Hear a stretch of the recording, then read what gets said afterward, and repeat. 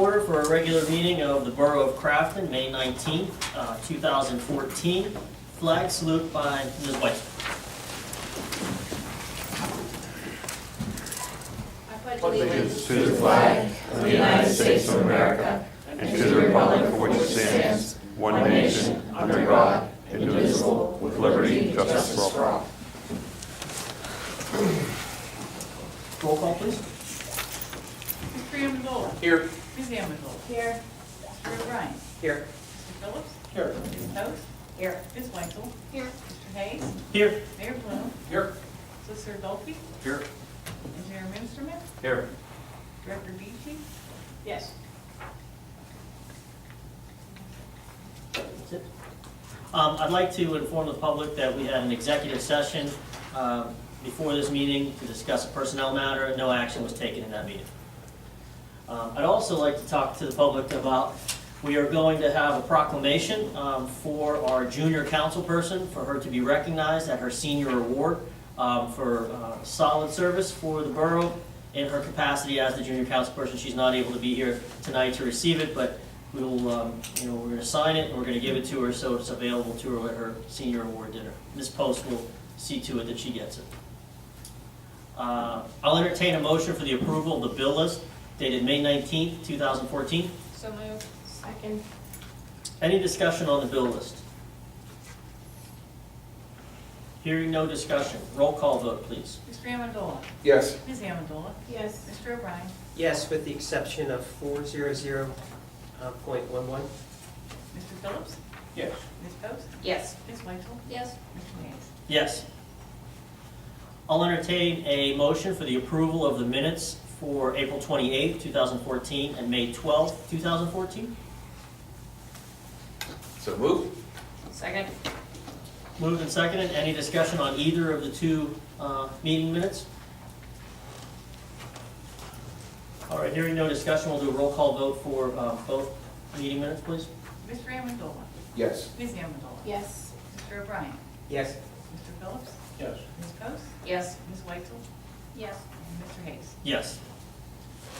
Since no citizens signed up, we'll be skipping the citizen comments. At the end of the meeting, if any citizen wants to comment at the conclusion of the meeting, you'll have an opportunity to do that. Moving on to receipt of the written reports. I will entertain a motion to receive the written reports for April 2014, the Treasurer's Report, the Financial Report, Act 511 and Trash Collection Report, Property Tax Collection Report, Police Report, Ordinance Officer's Report, REMS Report, Crafton Volunteer Fire Department Report, and the Engineer's Report. So moved. Second. Moved and seconded. Any discussion on any of the reports? Fire department report will be submitted in June for the quarterly report. They've been really, really busy. Everything's going well, but they've been really, really busy. And that's the reason there's no report. Oh, so we don't have one of the reports? The one I mentioned, oh, I'm sorry. Let me correct myself. So, who moved in second? Tracy did. Can we have someone retract the motion? I retract. Retract. Second last. I would check myself. Retract a second. Retract. All right.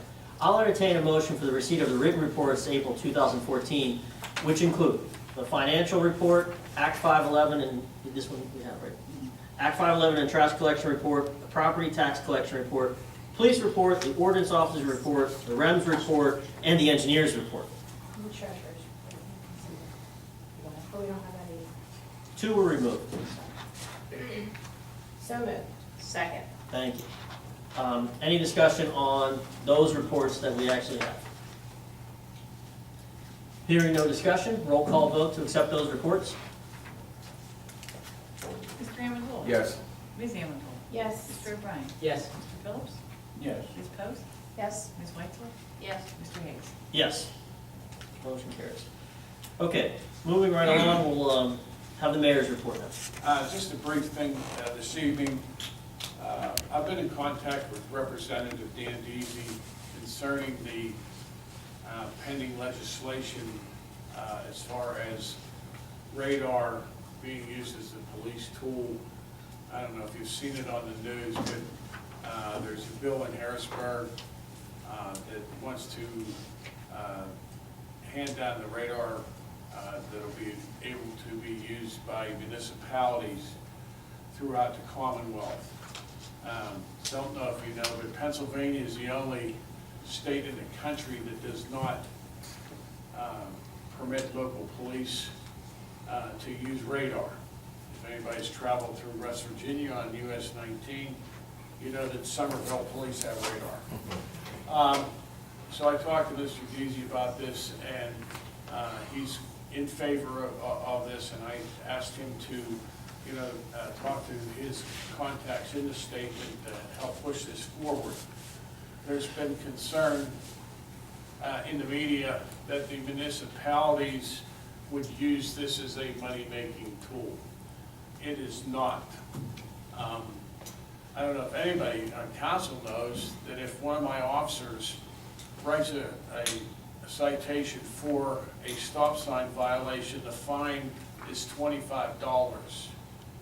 $12.50 goes to the borough. Now, all the other costs, the other $12.50 and all the other costs, the EMS, the county costs, the state costs, which brings a stop sign violation up to well over $100, goes to the Commonwealth, not to the borough. So the borough would realize $12.50 if the officer is not summoned to a hearing because the offender elects to take a hearing on the violation.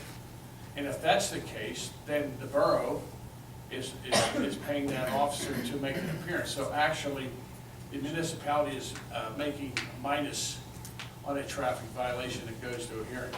So if anybody says, well, they're using it to make money, that is not the case, because you can't even break even, but it is a tool to be used when we get situations where I got a call from Sterrett Street and Bar Avenue and a complaint, and I believe that there was an email that went to all members of council.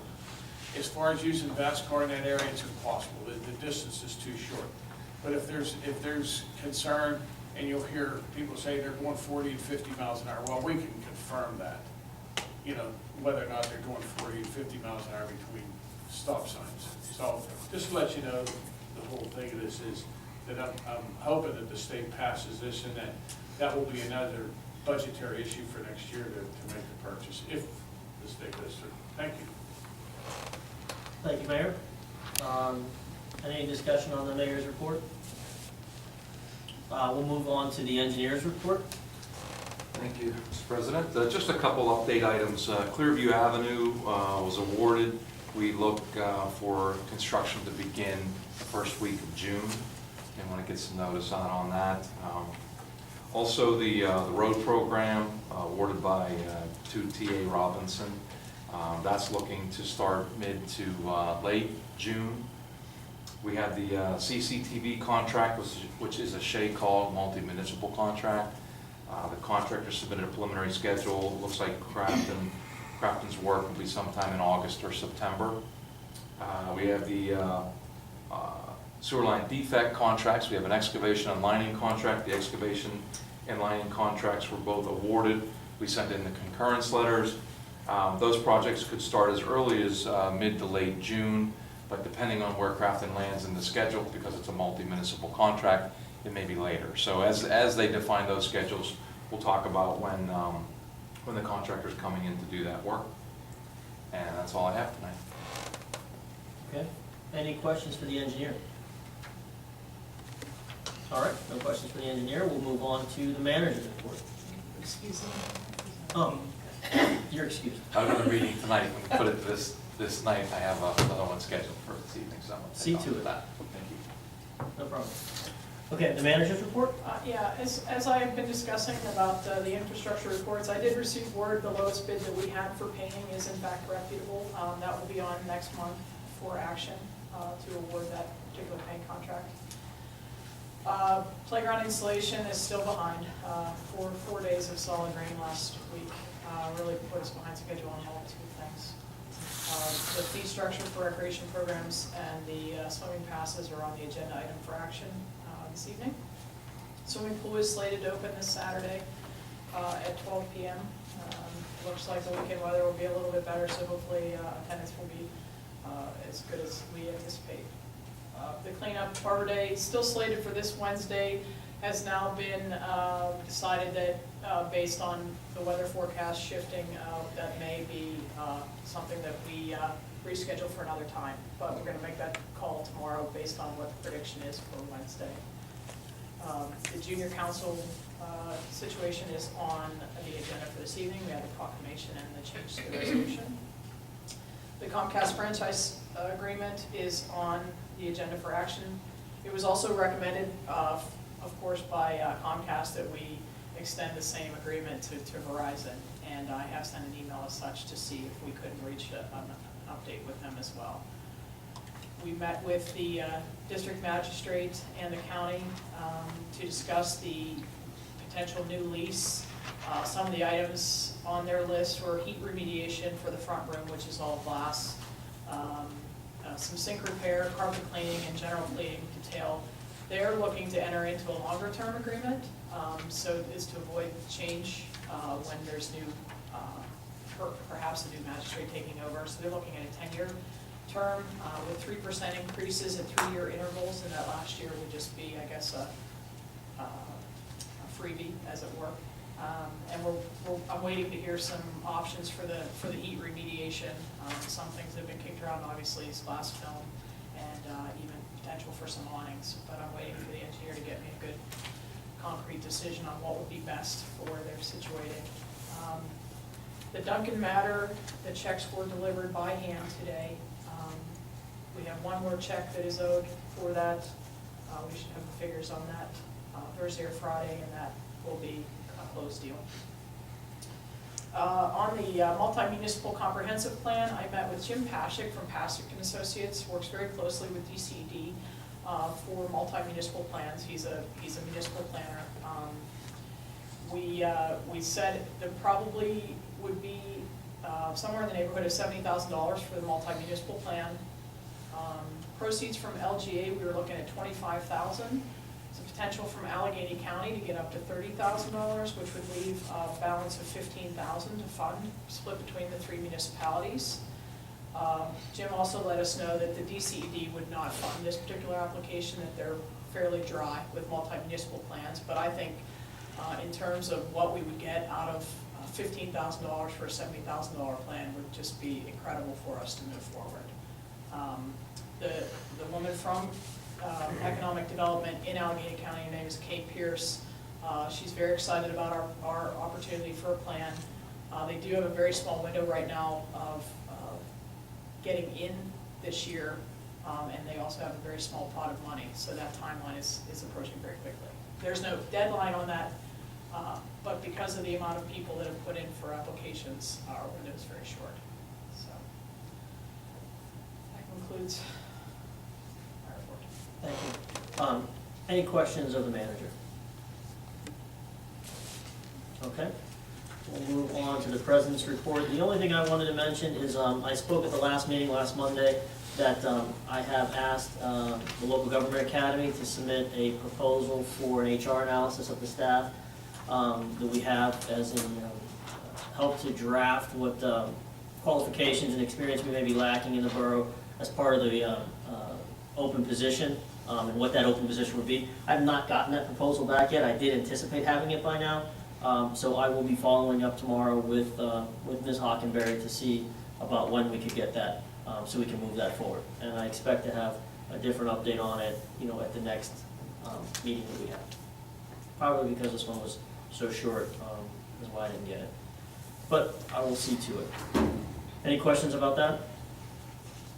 All right, no questions. We will go to correspondence. There was one letter that was sent directly to me, actually an email sent directly to me about speeding on Sterrett Street, or perceived speeding on Sterrett Street. Mayor, did you get a chance to read that?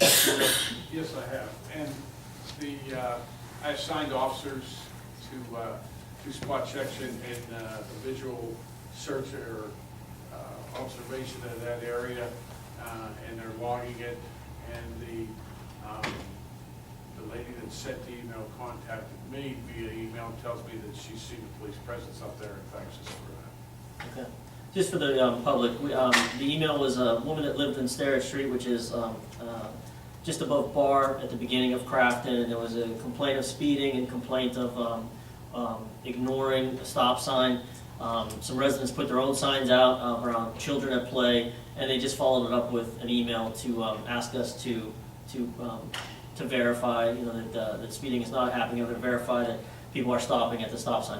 The way we typically handle this, first is an increased police presence. In other cases, we've actually monitored the speeding with some devices to see if in fact there was speeding. We've done that on other streets. Usually that rectifies the problem. So we're at step one of that in this process. No other correspondence, so we'll move on to the business agenda. Can I ask about correspondence? I had been told by some citizens that they did indeed, in fact, bring correspondence to the borough. They didn't say exactly to whom, regarding the Crafton Crocodile swim coach. Has anything come in? I'm just asking because I was told that they had sent letters to the I borough. don't receive any. I forwarded that letter to Manager Callen when that letter came in. Okay, just one letter then? Yeah. When was that? Oh, gosh. So it's not nothing recent. No. Well, Manager Callen former Manager Callen was here then, so that correspondence came in and he received that information. Was it in any one of our meetings? Or wasn't correspondence to us, right? It was correspondence to whom? To us? It was to The us. council. Hey. That's my understanding. I haven't seen it. That's why I'm asking what's the procedure for obtaining correspondence. I'm not receiving. All right, let's find it, right, and let's add it to the next. Yeah.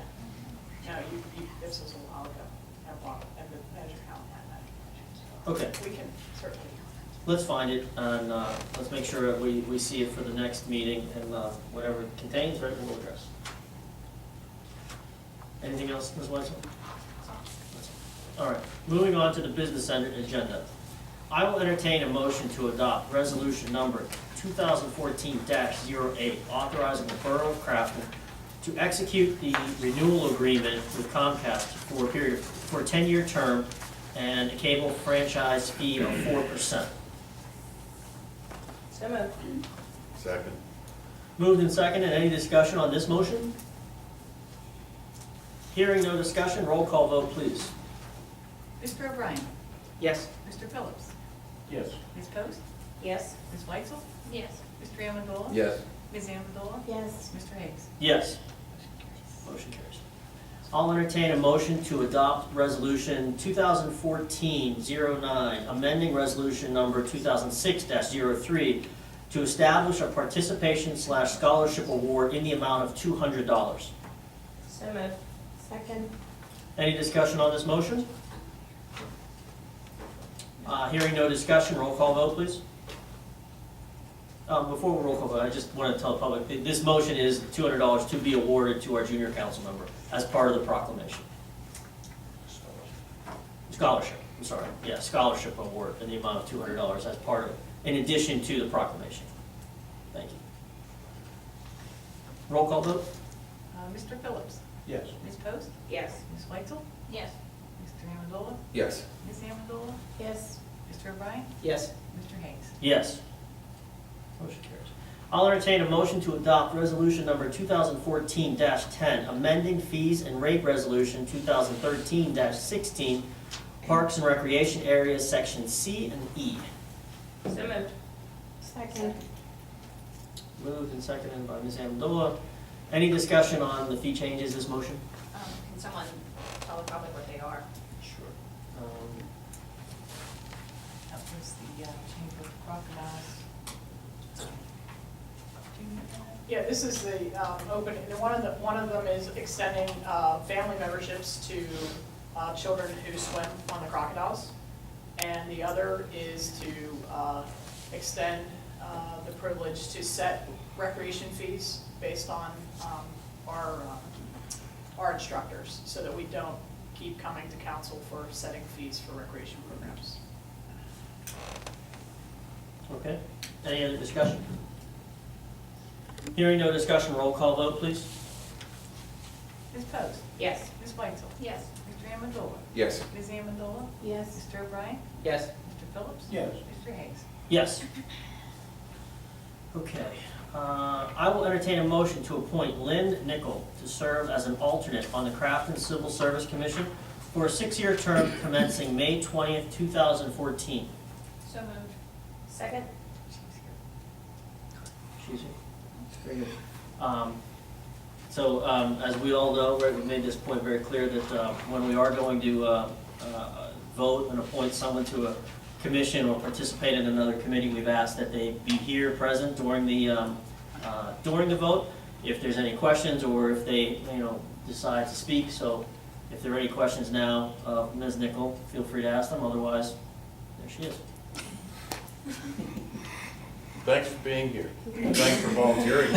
You're welcome. My pleasure.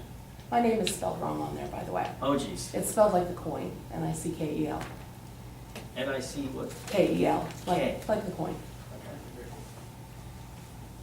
We'll change it. The meeting minutes will certainly reflect the proper spelling. Any other questions or discussion on this motion? Hearing no discussion, roll call vote, please. Ms. Weitzel? Yes. Mr. Amendola? Yes. Ms. Amendola? Yes. Mr. O'Brien? Yes. Mr. Phillips? Yes. Ms. Post? Yes. Mr. Hayes? Yes. I'll entertain a motion to adopt resolution number 2014-11, establishing a revised municipal code of conduct. So moved. Second. Moved and seconded. Any discussion on this? Has everyone read it? Oh, I read it. Oh, yeah. I believe so. I think it's kind of intense, kind of over the top, but I've read it. To me, it's a borderline of infringing on your constitutional right to free speech. I mean, at one point in here, it even states where you can't even make a facial gesture. I mean, that's getting kind of tight. Now, I checked with some people, and it turns out, yes, it can be adopted into the code of conduct. Yes, it can be enforced by the code of conduct. Yes, it can be challenged in a court of law. So, it's up to you guys. I would just like to say for the record, this is nowhere near what I proposed. I proposed a 2-page document. It was pretty straightforward. And now we have an 8-page document that outlines Robert rules. It outlines duties and responsibilities. Some of them aren't even correct. I don't know. And then, the big one that Councilman Phillips is referring to is the infringement on the First Amendment right of the Constitution that we swore an oath to uphold. So, Which portion is that could you quote? That way I can find it. it's not page 1, it's not page 2, it's not page 3. It is the bottom of page 4 in unofficial settings. Make no personal comments about other council members.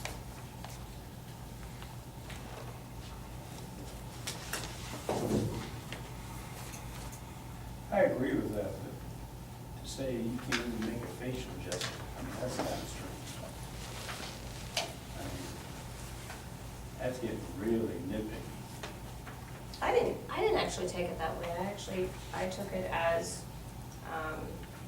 being present and being respectful and aware of your nonverbal communication to the borough and to the constituents and regarding the facial gesture. I'm just speaking that it's in direct conflict with our oath to uphold the Constitution. This portion right here, make no personal comments about other council members. It is acceptable to publicly disagree about an issue, but it is unacceptable to make derogatory comments about other council members, their opinions and actions. Yeah, I don't think In it's public? Does that mean in public? No, in private, in unofficial settings. Anywhere. In other words, you're being told what you can say in here and what you can say out there. I think it's a good document, it's 8 pages. There are a lot of guidelines there. I learned a lot reading it. Did the attorney have an opinion? Did you guys review this? What did you guys think? Our office has reviewed this document. I don't know that we have any comments specifically on the content. That's for council to make the decision.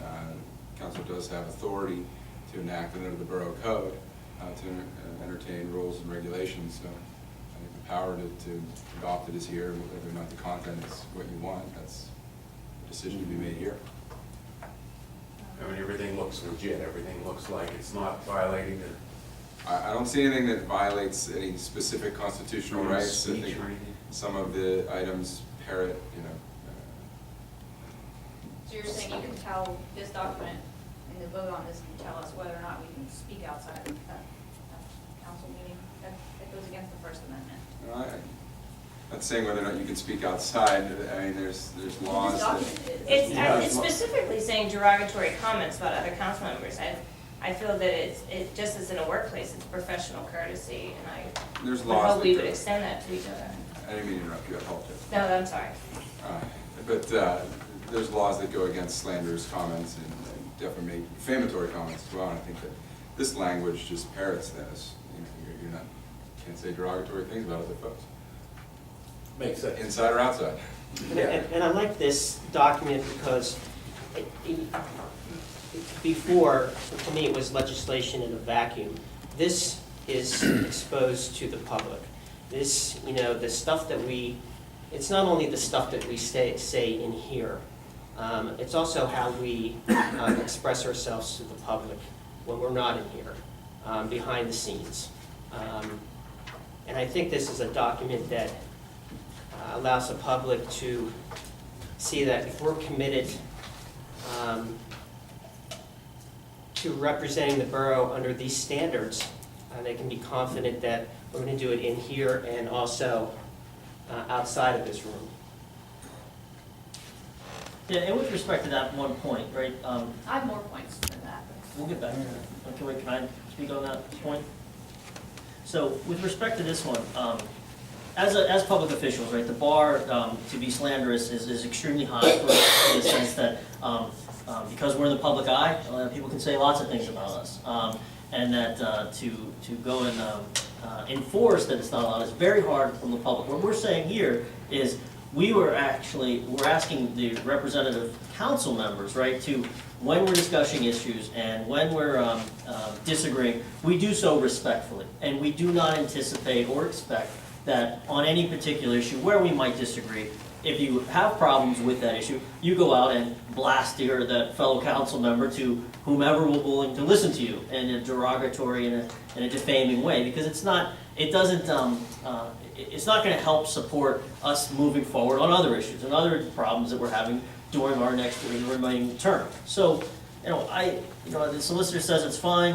I think we have a consensus that it's fine. What other actions, what other parts of the document do you think are inaccurate, Ms. Weitzel? I'll go in order, how's that? Page 2, no council member, including the mayor. The mayor's not a member of council. Page 5, the president appoints individuals to serve on boards, committees, commissions, etc. The president does not, council does. Which copy are you reading?